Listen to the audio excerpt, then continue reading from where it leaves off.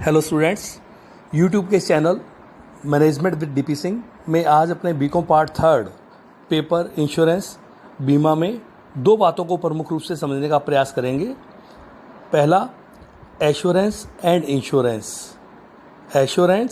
Insurance और दूसरा insurance and gambling. तो देखिए, पहले जो दो शब्द आते हैं एश्योरेंस एंड इंश्योरेंस, ये दोनों इंग्लिश लैंग्वेज के शब्द हैं और इन दोनों शब्दों को अधिकतर देशों में समान अर्थ में प्रयोग किया जाता है। अर्थात कुछ जगह इंश्योरेंस का और कुछ जगह एश्योरेंस शब्द का प्रयोग किया जाता है। लेकिन यदि इनके इतिहास की ओर देखा जाए तो ये हमें प्रतीत होता है कि प्रारंभ में बीमा के लिए एश्योरेंस शब्द का ही प्रयोग किया जाता था। हम ये कह दें कि 18वीं शताब्दी तक एश्योरेंस शब्द का प्रयोग किया जाता था। जो भी बीमा संबंधी क्रियाएं होती थी उसके लिए एश्योरेंस शब्द काम में लाया जाता था। लेकिन जैसे जैसे बीमा की क्रियाओं में वृद्धि होती चली गई, इसका क्षेत्र बढ़ता चला गया, तो 19वीं शताब्दी में 19th सेंचुरी में इसके लिए इंश्योरेंस शब्द भी काम में लिया जाने लगा और विभिन्न देशों में जहां जीवन बीमा था, लाइफ इंश्योरेंस था, वहां एश्योरेंस शब्द का प्रयोग होने लगा और दूसरी बीमा की क्रियाओं के लिए इंश्योरेंस शब्द का प्रयोग होने लगा, जैसे अग्नि बीमा, समुद्री बीमा या अन्य प्रकार की जो बीमा गतिविधियां थी।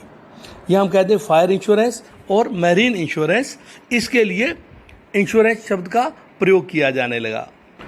आइए अब इन दोनों शब्दों को समझने का प्रयास करते हैं।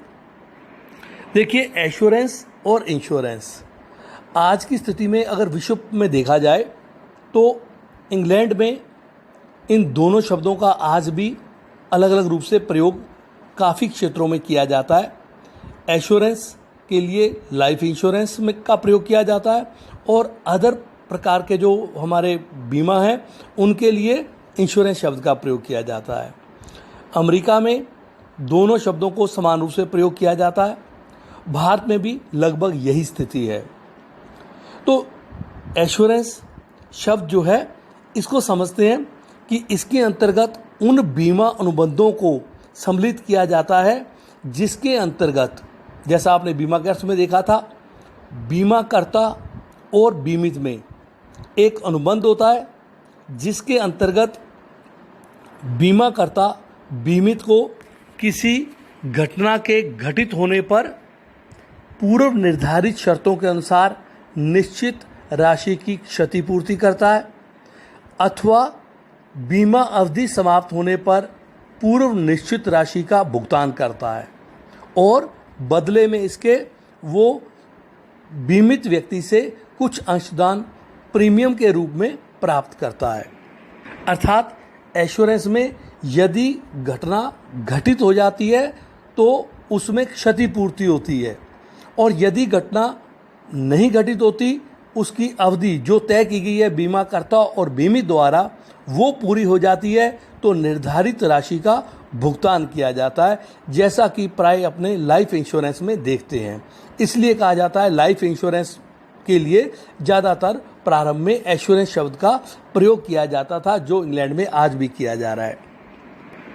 इंश्योरेंस, हालांकि वर्तमान में हमें फिर इस बात को ध्यान रखना होगा कि ज़्यादातर देशों में इंश्योरेंस एश्योरेंस समान रूप से प्रयोग में लाए जा रहे हैं। केवल समझने के लिए हम इसमें कि प्रारंभ में क्या अंतर था, समझने के लिए हम इसको अध्ययन कर रहे हैं।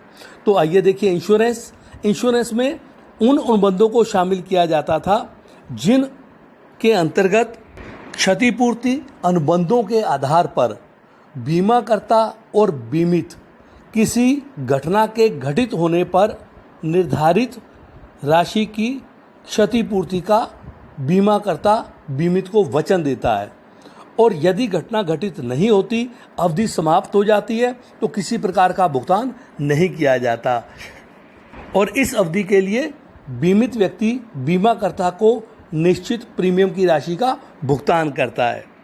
तो दोनों शब्दों में क्या अंतर हमने देखा कि एश्योरेंस में तो जीवन बीमा को शामिल किया जाता था और इंश्योरेंस में अन्य प्रकार के बीमा जैसे मैंने आपको बताया फायर इंश्योरेंस है या मैरीन इंश्योरेंस है, अग्नि बीमा, समुद्री बीमा, इनको शामिल किया जाता है।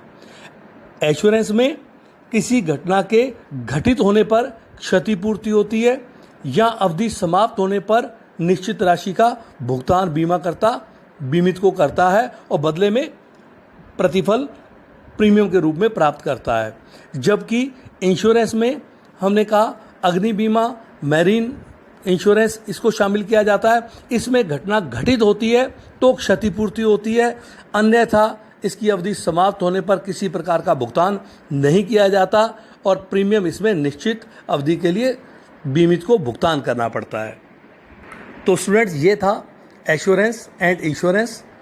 फिर अपने इस बात को समझें कि वर्तमान समय में दोनों शब्दों का समान रूप से बहुत से देशों में प्रयोग किया जाने लगा है, जिसमें अमेरिका और भारत सम्मिलित हैं। स्टूडेंट्स, अब अपने दोनों दूसरे शब्दों को समझने का प्रयास करते हैं, जिसमें इंश्योरेंस और गैम्बलिंग, बीमा और जुए में क्या संबंध है, क्या अंतर है।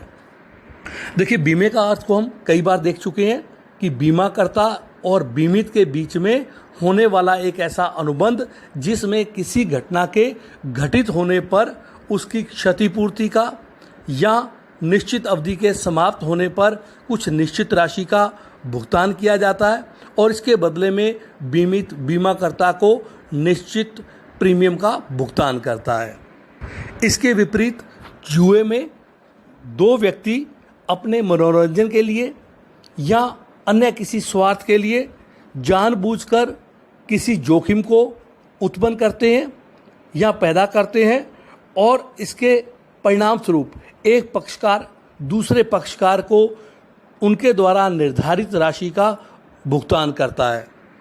तो समझिए, बीमा में व्यक्ति अपने शुद्ध जोखिमों को जो किसी कारण से उत्पन्न होते हैं उसके लिए मिलकर निश्चित प्रीमियम का भुगतान कर बीमाकर्ता को उस जोखिमों से सुरक्षा प्राप्त करते हैं।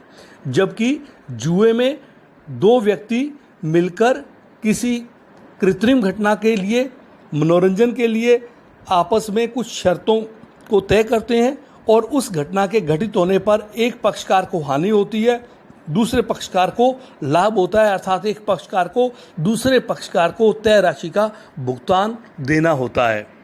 बीमा में जोखिम से सुरक्षा के लिए किया जाता है, जबकि जुआ जोखिम पैदा करके इस खेल को खेला जाता है। बीमे में 3 प्रमुख बातों का समावेश होता है, जिसमें अपने कह दें सहकारिता का सिद्धांत कह दें, प्रिंसिपल कोऑपरेशन, या दूसरा कह दें परम सद्विश्वास का सिद्धांत, और तीसरा इसके अंतर्गत हम कह दें क्षतिपूर्ति का सिद्धांत। इन पर आधारित होता है, जबकि जुआ लेन देन पर आधारित होता है। बीमा एक वैध अनुबंध है और जबकि जुआ अवैध है, इल्लीगल है। बीमा को दूरदर्शिता की दृष्टि से देखा जाता है और जुए को अदूरदर्शिता का परिचायक माना जाता है। बीमा से हम कह दें शुद्ध जोखिमों से सुरक्षा, बचत, निवेश होता है, जिससे देश और समाज का विकास संभव है। जबकि जुए में निष्क्रियता बढ़ती है और देश और समाज की प्रगति में इसको बाधक माना जाता है। बीमा में बीमाकर्ता क्षतिपूर्ति की राशि का भुगतान करता है जो उनमें अनुबंध द्वारा तय की जाती है, लेकिन प्रीमियम की राशि नहीं लौटाता। जबकि जुए में जो राशि दांव पर लगाई जाती है वो और जो उनके द्वारा जीत पर राशि तय की गई है, उन दोनों का भुगतान किया जाता है। स्टूडेंट्स, ये था insurance and gambling. Thank you.